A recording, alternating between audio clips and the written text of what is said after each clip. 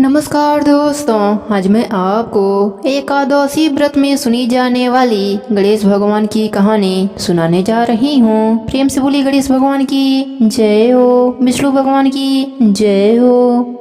एक समय की बात है, एक गांव में एक बुढ़िया माई अपने परिवार के साथ रहती थी। बुढ़िया माई विष्णु भगवान की परम भक्त थी। वह हमेशा दोनों पक्षों की एकादशियों का व्रत करती और कथा सुनती थी।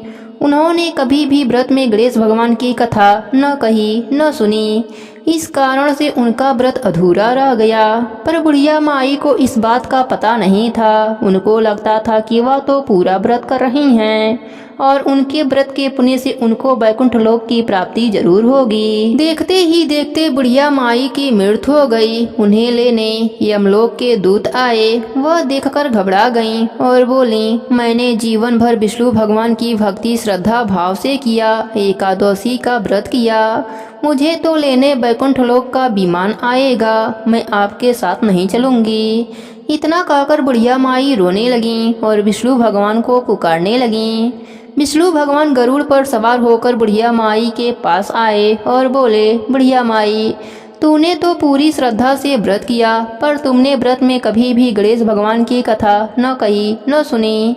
इसी कारण तेरा व्रत अधूरा है। बुढ़िया माई विष्णु भगवान से जीवन दान मांगने लगी ताकि वह एकादशी का व्रत करके उसका पूरा पुण्य प्राप्त कर सके। इस प्रकार बुढ़िया माई को विष्णु भगवान ने 2 साल के लिए फिर जीवित कर दिया।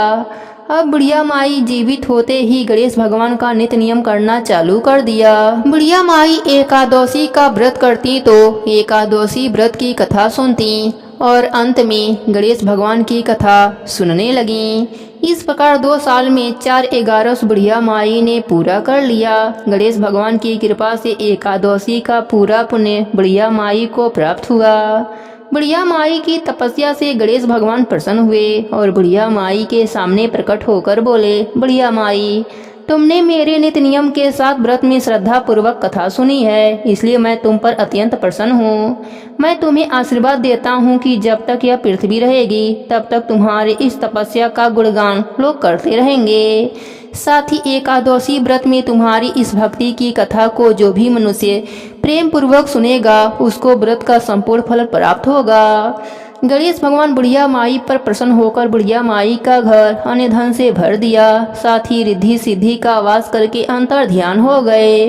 2 साल बीतने पर बुढ़िया माई की मृत्यु हुई। इस बार उन्हें लेने वैकुंठ लोक का विमान आया।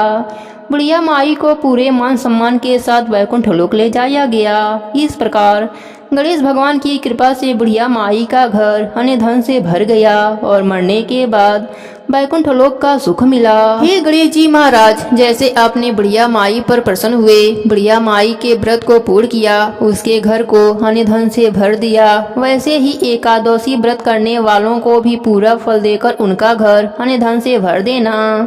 कहानी अधूरी हो तो पूरी करना, पूरी हो तो मान रखना। प्रेम से बोले गणेश भगवान की जय हो, विष्णु भगवान की जय हो।